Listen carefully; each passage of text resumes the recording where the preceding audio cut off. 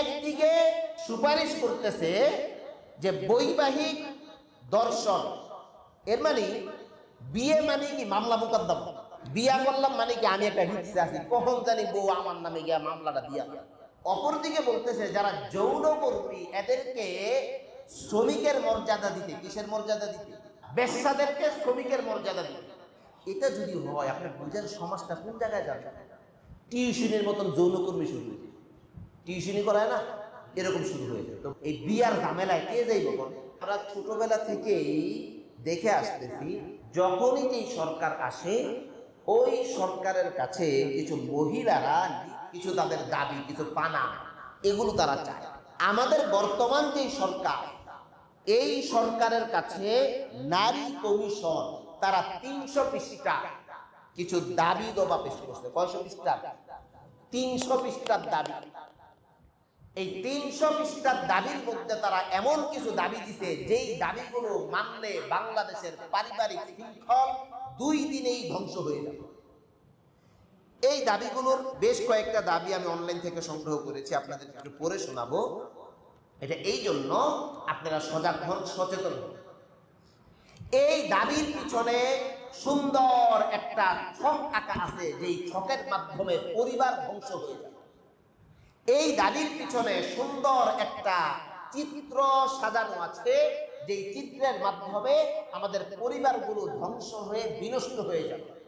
সুতরাং একজন মুসলিম বাবার হৃদয়ে যতক্ষণ পর্যন্ত শ্বাস চলবে, একজন মুসলিম বাবার শরীরে যতক্ষণ পর্যন্ত রক্ত থাকবে, ততক্ষণ পর্যন্ত একজন মুসলিম বাবা এই দাবির সপক্ষে কোন রকমের ইশারা ইঙ্গিত দিতে তো পারবেই না, বলকে সে এই দাবির বিপক্ষে অবস্থান নেওয়া তার ঈমানি দায়িত্ব।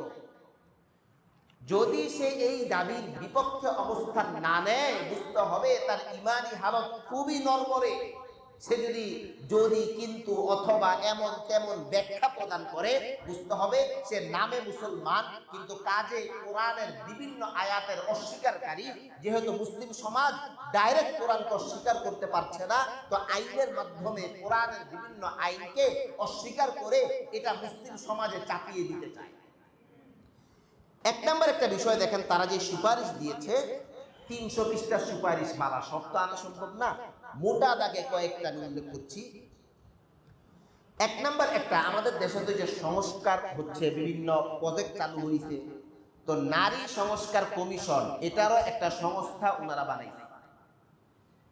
নারী সংস্কার কমিশনে যাদেরকে রাখা হয়েছে দেখলে বোঝা যায় না এরা মূলত বেডা না বেডি, বুঝার কি নাই, কোন আলামত নেই, বেডা না বেডি বুঝার কোন আলামত নেই। এদেশে 92% মুসলমানের দেশ। দেখেন কোরআনের কোন বিধান তো আমাদের সংবিধানে নাই, এটা নাই। 3rd ক্লাস কান্ট্রিগুলোর জন্য গণতন্ত্র এটা অভিশাপ। গণতন্ত্র কি? এটা অভিশাপ আমাদের জন্য। গণতান্ত্রিক ফায়দা পাচ্ছে নির্দিষ্ট কয়েকটা ইউরোপিয়ান রাষ্ট্র, আর আমরা যারা এই গণতন্ত্রের ফুটবলে একবার ওদিকে লাপ্তি দেয়, এদিকে আসি, এদিকে লাপ্তি দিলে ওদিকে যাই, আমরা মাঝখানে ফুটবল। দেখেন আমাদের হৃদয় না বুঝে, আমাদের হৃদয়ের কথা না বুঝে তারা আইন আমাদের উপর চাপাই দিতে চায়। আরে ভাই, আইন কার জন্য? মানুষের জন্য এই আইন নাকি? না ওই 10 জন নারী কমিশনে যেই 10টা লোক বসা তাদের জন্য আইন? আইন আপনার জন্য, আইন আমার জন্য। সুতরাং যেই আইনে আপনি আর আমি চলবো, ওই আইন যেন আপনার আর আমার মতের বিরুদ্ধে না যায়, এটা খেয়াল রাখাও রাষ্ট্রের দায়িত্ব। রাষ্ট্রে যে যখনই থাকুক তারই দায়িত্ব জনগণের হৃদয় বুঝা। যেই রাষ্ট্র জনগণের হৃদয় বুঝবে না, যেই রাষ্ট্র জনগণের হৃদয়ের আকুতি বুঝতে ব্যর্থ হবে, ওই রাষ্ট্র যে কোনো অবস্থায় ভেঙে যাবে, এটা স্বাভাবিক বিষয়। প্রথম তারা আনছে অভিন্ন পারিবারিক আইন প্রণয়নের প্রস্তাব। সকল ধর্মের নিজস্ব পারিবারিক আইন বাতিল করে একটি সেকুলার পারিবারিক আইন চালুর সুপারিশ। পারিবারিক আইন, আমরা যে বিয়ে শাদী করি না এখন, এই বিয়েটা কিন্তু মোটামুটি মুসলিম আইনে হয়। এটা আমাদের সংবিধানে এই বিয়েটা মুসলিম আইনে রাখা হয়েছে। বুঝাতে পারলাম কিনা কথাটা? ওনারা সুপারিশ করছে মুসলিম আইন বাদ দিয়া সেকুলার আইন করে, অর্থাৎ মুসলমানরা যে মুসলিম ভিত্তিতে দুইজন সাক্ষী থাকে, মোহর থাকে, ইজাব কবুল থাকে, এগুলো বাদ দিয়া একটা সেকুলার আইন, অর্থাৎ বিয়ের মধ্যে ধর্মের কোনো চিহ্ন থাকতে পারবে না। বিয়ের মধ্যে কি থাকতে পারবে না?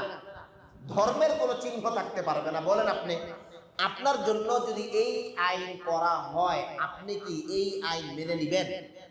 মেনে নিবেন? তো আইন করতেছে আপনার জন্য, আমার জন্য, আমি এটা মানতে রাজি না। আমি বলতেছি ভাই আমি আমার ধর্ম মেনে বিয়ে করব, হিন্দু ধর্ম মেনে বিয়ে করুক, খ্রিস্টান তার ধর্ম মেনে বিয়ে করুক।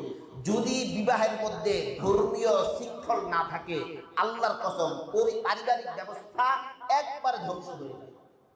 গেল একটা। 2 নাম্বার, তালাক ও বিবাহের ধর্ম নিরপেক্ষ আইন প্রণয়ন। কমিশন সুপারিশ করেছে নারী ও পুরুষের জন্য একরকম তালাক পদ্ধতি। ইসলামের নবী রাসূলুল্লাহ বলেছেন আত-তালাকু বিয়াদির রাজুলি, তালাক এটা গুরুত্বপূর্ণ সিদ্ধান্ত। তালাক এটা জীবনের অত্যন্ত গুরুত্বপূর্ণ একটা অধ্যায়। এই অধ্যায়ের সিদ্ধান্ত একমাত্র কেবলমাত্র শুধুমাত্র পুরুষ নিবে, মহিলা নিতে পারবে না। এটা ইসলামের বিধান।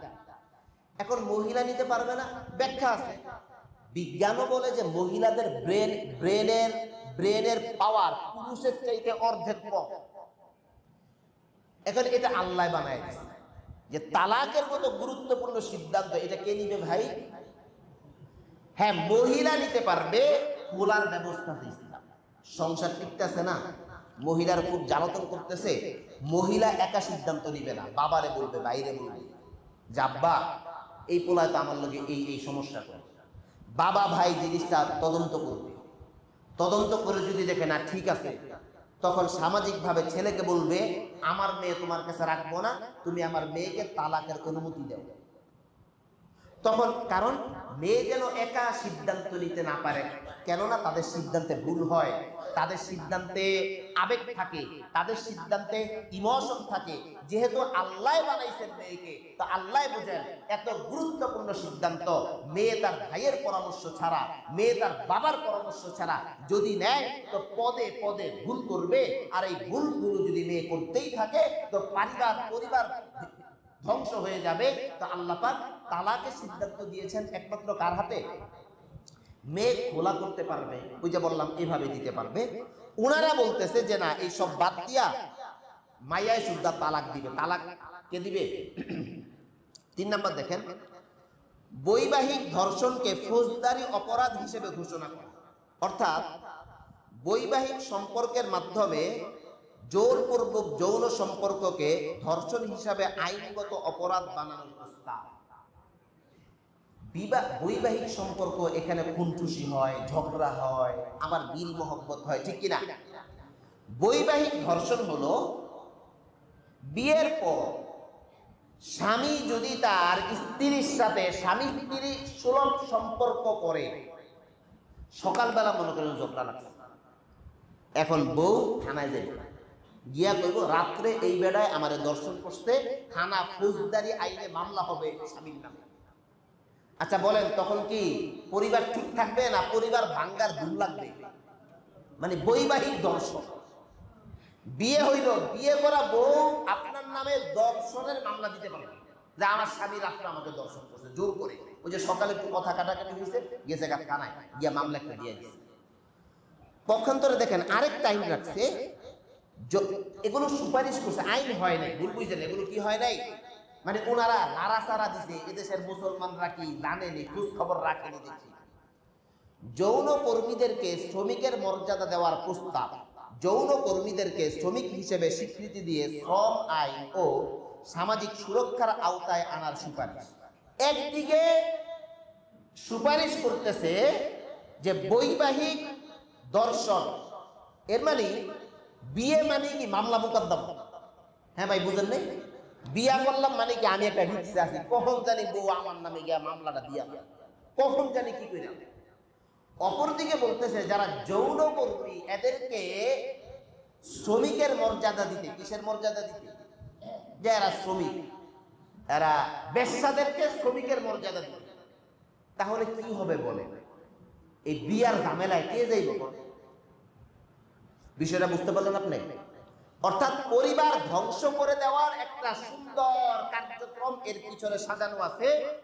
বিবাহ মানে মামলা মোকদ্দমা ঝামেলা, আর এই দিক দিয়ে যৌনকর্মী যারা, তারা সমাজে বুক ফুলিয়ে ঘুরবে, তাদেরকে বলা হচ্ছে তারা হইল শ্রমজীবী, তারা শ্রমিক। তাদেরকে শ্রমিক হিসেবে স্বীকৃতি দিয়ে শ্রম আইন ও সামাজিক সুরক্ষার আওতায় আনার সুপারিশ। উত্তরাধিকার ও সম্পত্তিতে সমান অধিকার। ইসলাম বলে ছেলে যতটুকু সম্পদ পাবে এর অর্ধেক মেয়ে পাবে। কেন পাবে? আমরা কারণ ব্যাখ্যা করলাম। মেয়ের খরচের কি নাই? ইনকামের খাত দুইটা, একটা উত্তরাধিকার সম্পদ আর একটা মোহরের সম্পদ। আর ছেলের খরচের খাত অনেক দূর।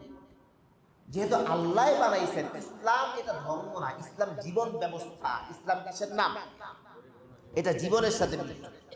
যেহেতু আল্লাহ পাক বানিয়েছেন, তো আল্লাহ পাক বুঝেন যে এই বান্দার খরচ আছে, ঠিক আছে, আরে একটা পয়সা বাড়ায়, আর আমার এই বান্দির খরচ নাই, ঠিক আছে, বাবার সম্পদ থেকে একটা টাকা কম দাও, কিন্তু এটা আবার মোহরের টাকা দিয়ে কি করবে?